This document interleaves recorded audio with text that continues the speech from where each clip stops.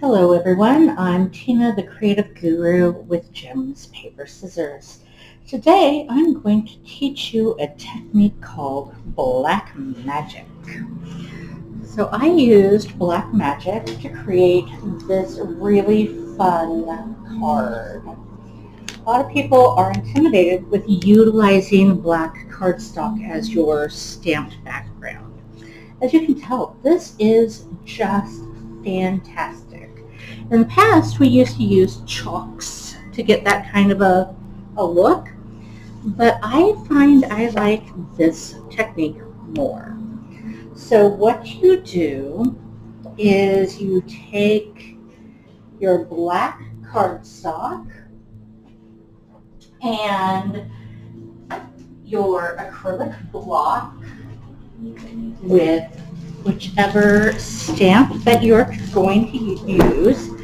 In this case, I am utilizing Cute as a bug. You could get it with or without the thin cuts. I obviously get it with thin cuts because I love my thin cuts. And there we go. Here's my block and my stamp. All of our stamps come with a nice sponge background. It helps with the absorption of your ink. We are going to be using our pigment-based ink. In this case, it is White Daisy, although all of our pigment-based inks work well on black because pigment-based ink for the colorant sits on the surface of your cardstock, whereas a dye-based is absorbed into the fibers of your cardstock. So I'm going to get this stamp nice and juicy. I just finished re-inking my ink pad here, so this should take really well. And then I'm just going to go ahead and lightly stamp it.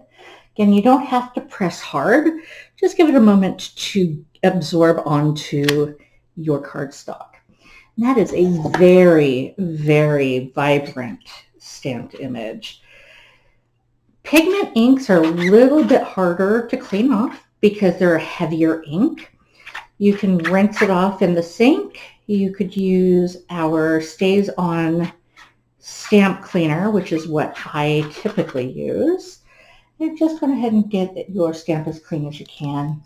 Peel it off and put it away.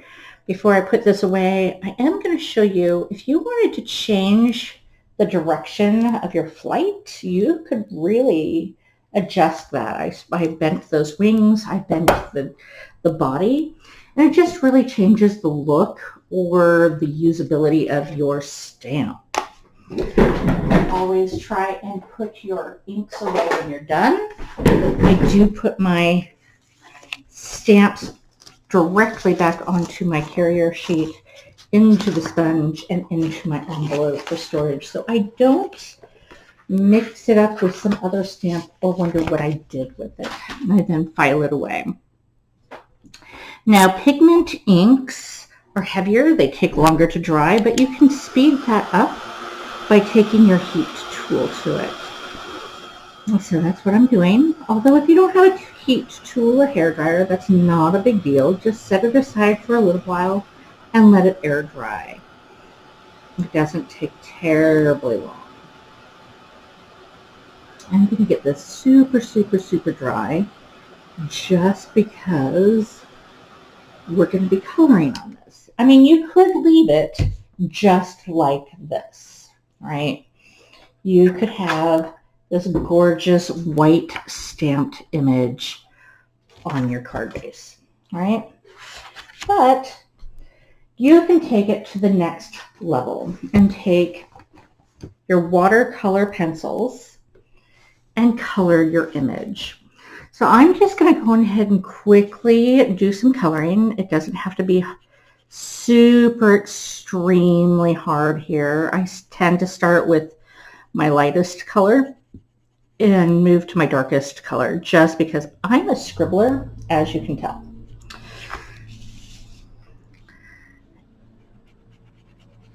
And you see how the color is picked up super easy by that cured white daisy ink, right? Let's add a little yellow into the body too. Good enough. So see how that just picks up the color? I love it. Let's see. Let's add some purple.